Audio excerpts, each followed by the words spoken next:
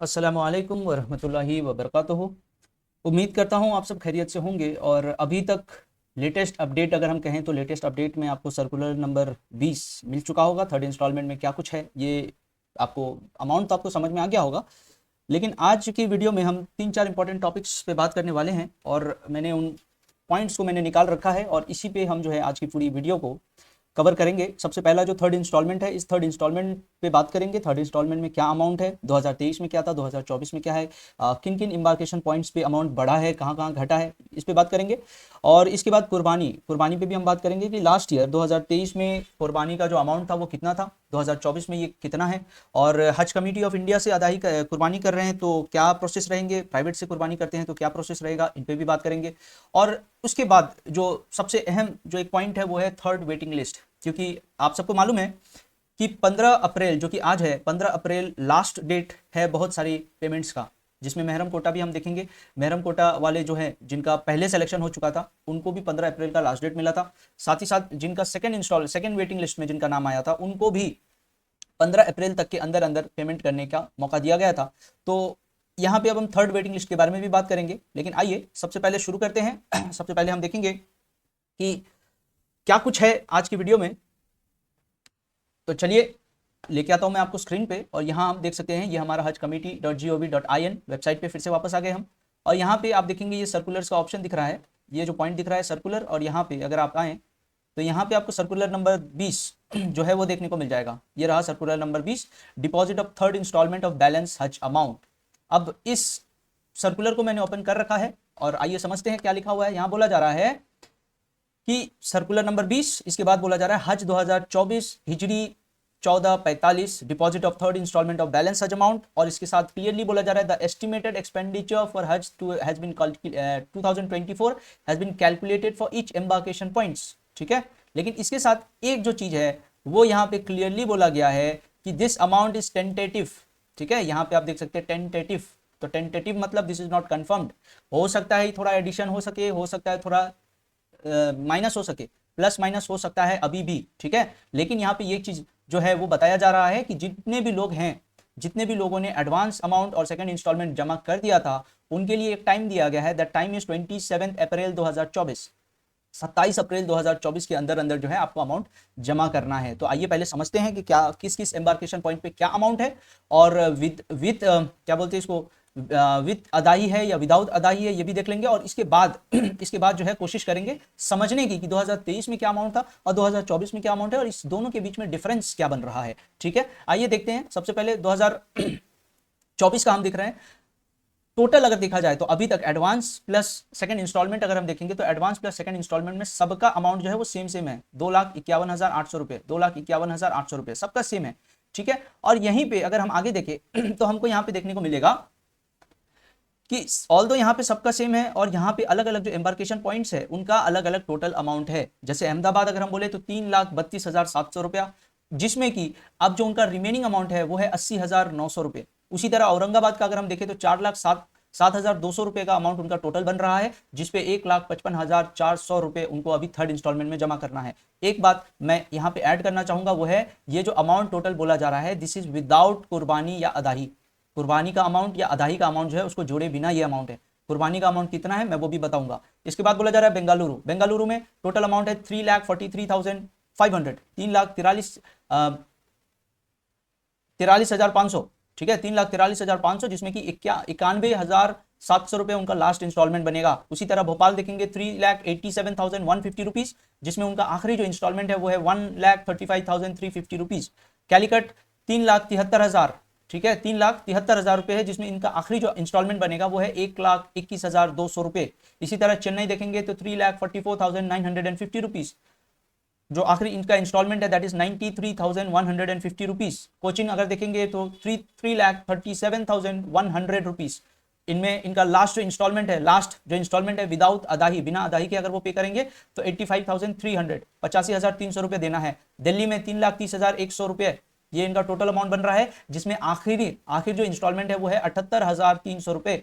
इसी तरह गया देखेंगे तो गया में 4,11,600 रुपए और आखिरी इंस्टॉलमेंट जो है इसमें होगा 1,59,800 रुपए। इसी तरह आप देखेंगे तो ये हमारा पूरा 20 के 20 एम्बार्केशन पॉइंट्स जो है इनका सबका टोटल अमाउंट दिया गया है, और सबका जो एडवांस और सेकंड इंस्टॉलमेंट में जो अमाउंट था उनको जोड़ के देखेंगे तो सबका 2,51,800 रुपए ही होता है, 81,800 प्लस 1,70,000। तो ये सबका सेम मिलेगा, लेकिन यहाँ पे आपको वेरी देखने को मिलेगा, जैसे जैसे उनका एम्बार्केशन पॉइंट्स है उसके हिसाब से जो टोटल अमाउंट बन रहा है, ये टोटल अमाउंट के बाद जो रिमेनिंग अमाउंट बन रहा है वो यहाँ पे आपको देखने को मिल जाएगा। आइए इसके बाद का जो ऑप्शन है इसको समझते हैं। बोला जा रहा है amount payable for infants is given in annexure A. Annexure A नीचे है, नेक्स्ट पेज में है, मैं वो आपको शेयर करूंगा, लेकिन उससे पहले आइए समझते हैं। बोला जा रहा है दोस पिलग्रिम्स हु ऑप्टेड फॉर कुर्बानी अदाई हैव टू पे एडिशनल अमाउंट ऑफ 15,180 रुपीज। ठीक है, 15,180 रुपए जमा करना है, जो कि पिछले साल 2023 में ये करीब करीब तकरीबन 720 रियाल था, मतलब 16,500 के आसपास था।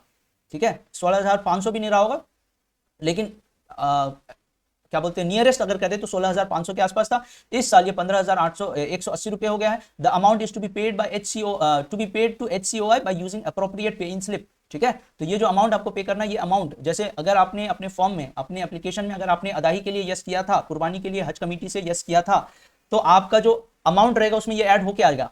लेकिन अगर आपने नो किया था तो पहली बात है जब आप इंक्वायरी करोगे कवर नंबर डाल करके तो वहां पे भी नहीं दिखाएगा, और साथ ही साथ अगर वहां दिखाता भी है, सॉरी वहां नहीं दिखाएगा, और ना तो वहां वो दिखाएगा ना ही उसमें आपका अमाउंट इंक्लूडेड होगा। ठीक है, तो कुर्बानी से रिलेटेड एक जो डाउट है लोगों के दिमाग में एक डाउट रहता है कि अगर हमने कुर्बानी के लिए नो किया तो क्या हमको कुर्बानी का पैसा देना है? बिल्कुल नहीं देना। अगर आपने कुर्बानी के लिए नो किया है, कुर्बानी का पैसा आपके अमाउंट में इंक्लूडेड नहीं है। यहाँ आप देख सकते हैं ये जो अमाउंट है ये विदाउट कुर्बानी है, इस अमाउंट में 1 रुपया कुर्बानी का नहीं लिया जा रहा है। ठीक है, तो अगर आपने कुर्बानी के लिए यस किया था, आपका कुर्बानी का अमाउंट जो है इसमें जोड़ के आएगा। ठीक है, नेक्स्ट पॉइंट में आइए। बिफोर पेइंग द बैलेंस हज amount pilgrim must verify the exact amount payable to them payable by them on Hajj committee of India website. ठीक है, तो यहाँ पे एक चीज और बोल दिया गया कि आप मान लीजिए कि आपने कुर्बानी के लिए नो किया था, और नो करने के बावजूद आप देख रहे हैं कि ये जो अमाउंट है आपका, मान लीजिए कोई भी एक ऑप्शन भोपाल में बोल रहा हूँ तो 1,35,350 रुपया होना चाहिए, लेकिन इसमें एडिशन है। पहली बात तो होगी नहीं, ऐसी कोई बात होगी नहीं, लेकिन मान लीजिए कि अगर एडिशन है तो आप कंफर्म कर सकते हैं। ठीक है, दूसरी बात है, मान लो आपने कुर्बानी के लिए यस किया था लेकिन आपको बस यही अमाउंट दिखाया जा रहा है,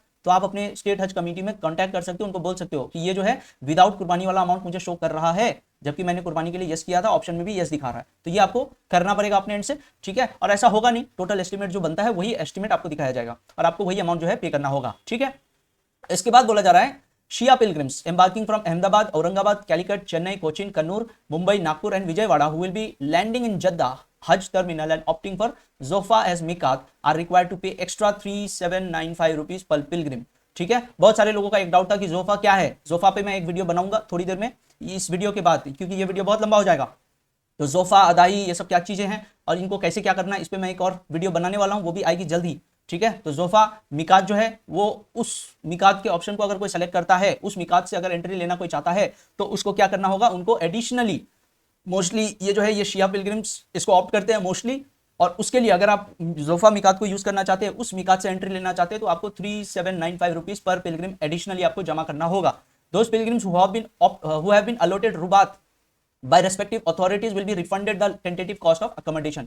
तो रुबात जो फैसिलिटीज है, अगर किसी भी पिलग्रिम को रुबात फैसिलिटी मिली है, किसी को भी अलॉट किया गया है, तो उनसे उनको जो उन्होंने अकोमोडेशन का अमाउंट जो पे किया था, इससे पहले जो भी अमाउंट पे किया, इसमें बहुत सारी दीगर चार्जेस थी, तो उसमें से अकोमोडेशन का जो अमाउंट है वो आपको रिफंड कर दिया जाएगा अगर आपको रुबात का अलॉटमेंट मिला है तो। ठीक है, इसके बाद बोला जा रहा है the last date for payment for balance हज amount is 27 April 2024। Flights are likely to commence from 9 May 2024। Pilgrims will not be allowed to board the flight if all dues are not paid within the stipulated time. ठीक है, तो आखिर में ये बोल दिया गया कि 27 अप्रैल जो है वो आखिरी डेट है किस चीज का, अमाउंट जमा करने का, और उसके बाद 9 मई से जो है फ्लाइट शुरू हो जाएगी। तो जब 9 मई से फ्लाइट शुरू होगी तो ऐसा पिछले साल हमने देखा था कि मतलब ज्यादा टाइम नहीं मिला था हाजियों को, लेकिन इस साल उम्मीद ये है कि एटलीस्ट 10 से 15 दिन पहले जो है वो डेट आपको मेंशन कर दिया जाएगा, डेट जो है आपको शो कर दिया जाएगा, आपको मैसेज में भी आएगा, और आप अगर इंक्वायरी भी करेंगे अपना कवर नंबर डाल के तो वहां पर भी आपको ये शो कर दिया जाएगा। तो इससे आप क्या कर सकते हैं, इससे आप अपना जो अरेंजमेंट है वो भी आप देख सकते हैं, टाइमिंग आप मिला सकते हैं, और उसके हिसाब से जो है आप अपने स्टेट हज कमेटी या स्टेट हज हाउस जो है वहां आप जाकर के रिपोर्ट कर सकते हैं। ठीक है, अब आइए आखिर एनेक्सर ए। एनेक्सर ए में हम देखेंगे टोटल अमाउंट पेएबल पर इन्फेंट। ठीक है, यहाँ पे हम देख रहे हैं जितने भी बच्चे हैं, इन्फेंट अगर हम बोले तो 2 साल से कम के जो बच्चे हैं उनको इन्फेंट बोला जाएगा, उससे ऊपर जो है उनको अडल्ट माना जाता है। ठीक है, तो यहाँ बोला जा रहा है कि 2 साल से कम के जो बच्चे हैं, infant airfare 10% of adult airfare, only airfare जो है जो फ्लाइट का जो रेट है उसका सिर्फ 10% ही बच्चों पे लागू किया जा रहा है।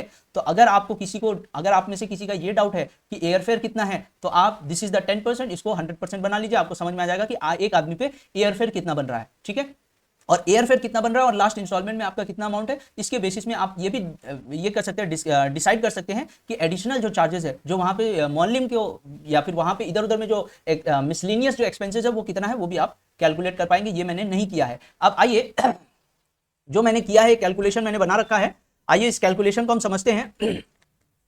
पहले तो यहां पे अगर आप देखें तो ये जो है, ये हमारे पास में देखिए ये एक्सपेंडिचर है जो 2023 का एक्सपेंडिचर है, जहां आप देखेंगे मक्का अकोमोडेशन का चार्ज यहां पे आपको देखने को मिलेगा। This is in Saudi riyal, 2250 Saudi riyal लगा था। मदीना में अकोमोडेशन 1050 सऊदी रियाल लगा था। बस ट्रांसपोर्टेशन 24/7 जो है, आपको जो बस से ट्रैवल करना है तो उसके लिए एक पैसा आपको देना नहीं है, क्योंकि वहां का पैसा जो है आप ये दे चुके हो, यहां से आप देके जा रहे हो, आपको बस एक कूपन मिलेगा, एक टोकन मिलेगा, आप उसको यूज करो एंड 24/7 आप जितनी बार जाना आना चाहो आप जा सकते हो।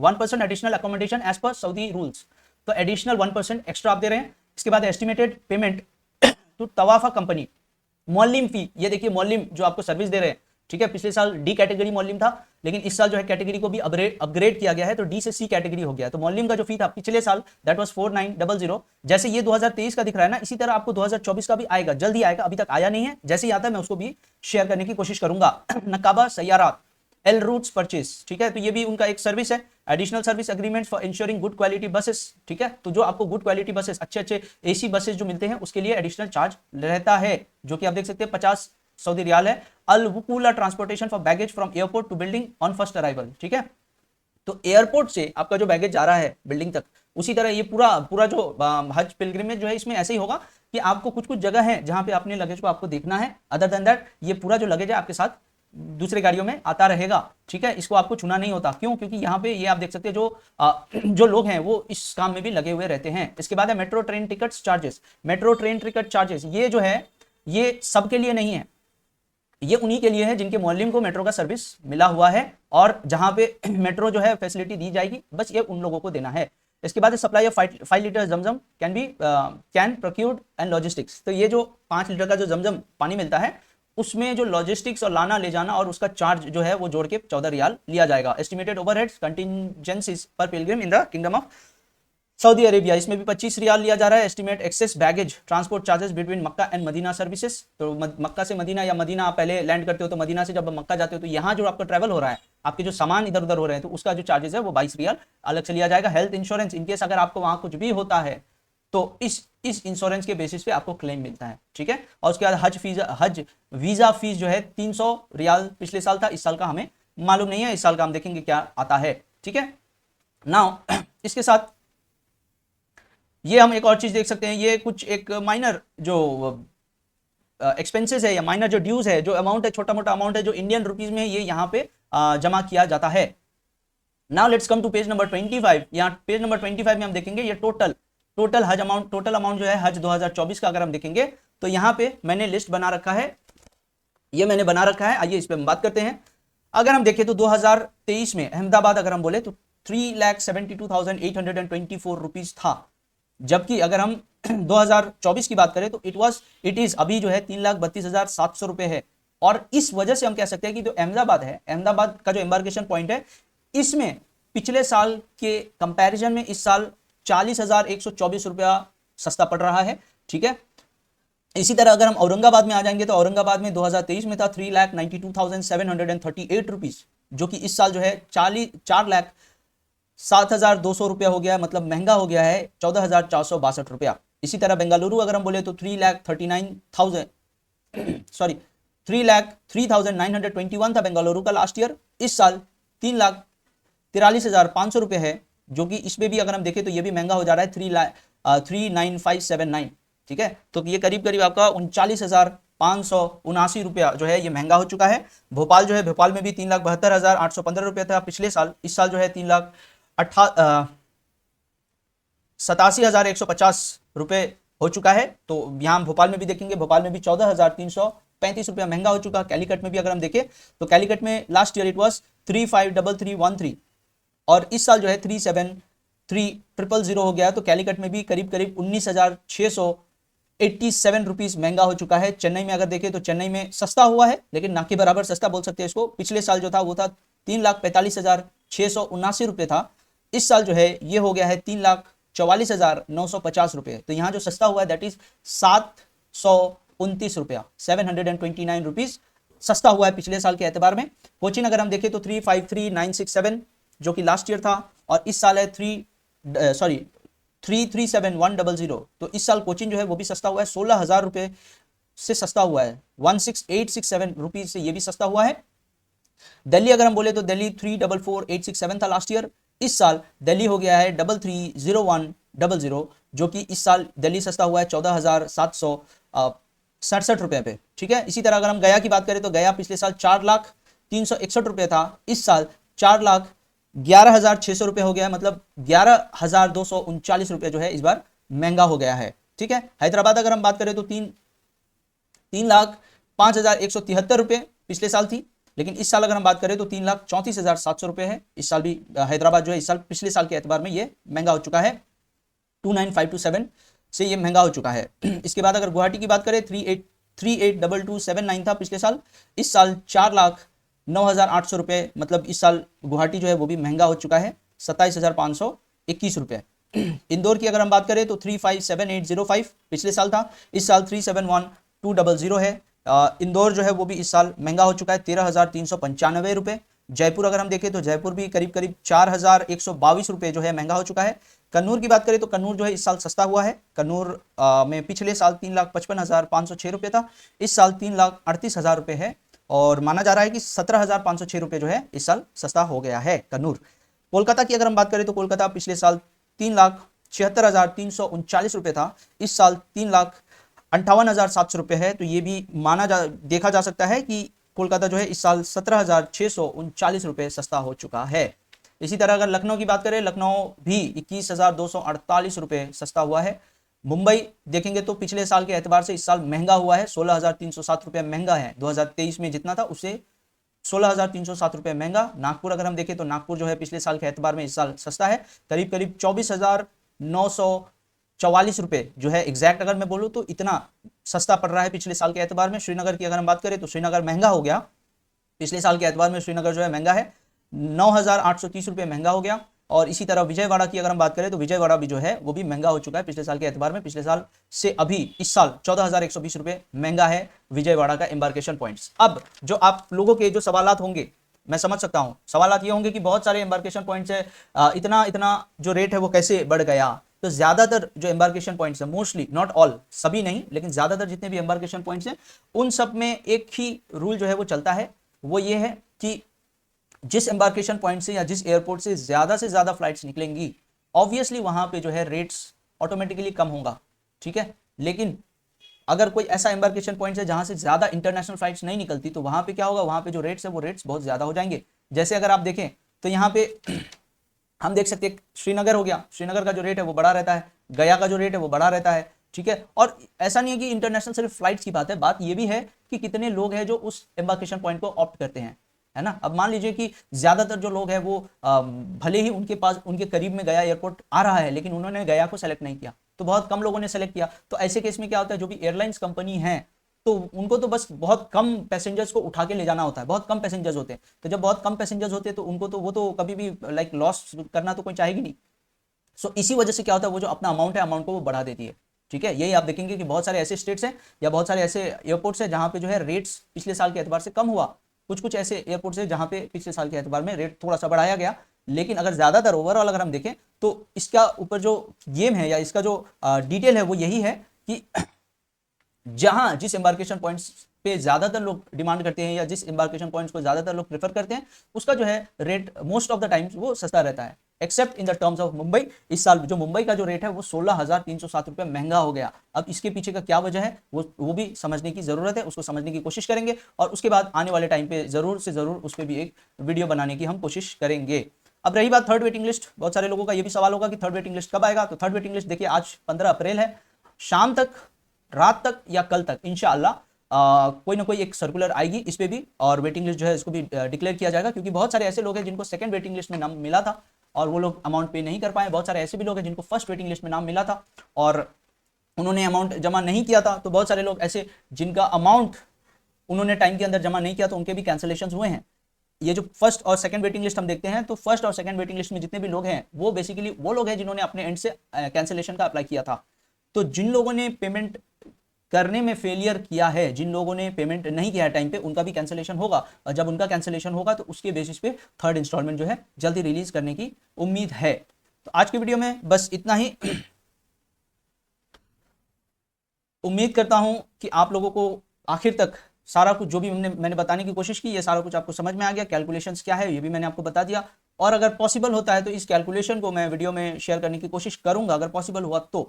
अदर देन दैट, जो रियाल वाली जो अदाही वाली बात है, तो अदाही, जोफा और महरम कोटा, इन सब के लिए मैं एक और वीडियो थोड़ी देर के अंदर आने वाली है, कुछ कुछ घंटों के अंदर जो है वो ऑब्वियसली आ जाएगी। तो उस वीडियो को भी जरूर देखें, और आज के लिए बस इतना ही। अस्सलाम वालेकुम वरहमतुल्लाहि वबरकातुहू।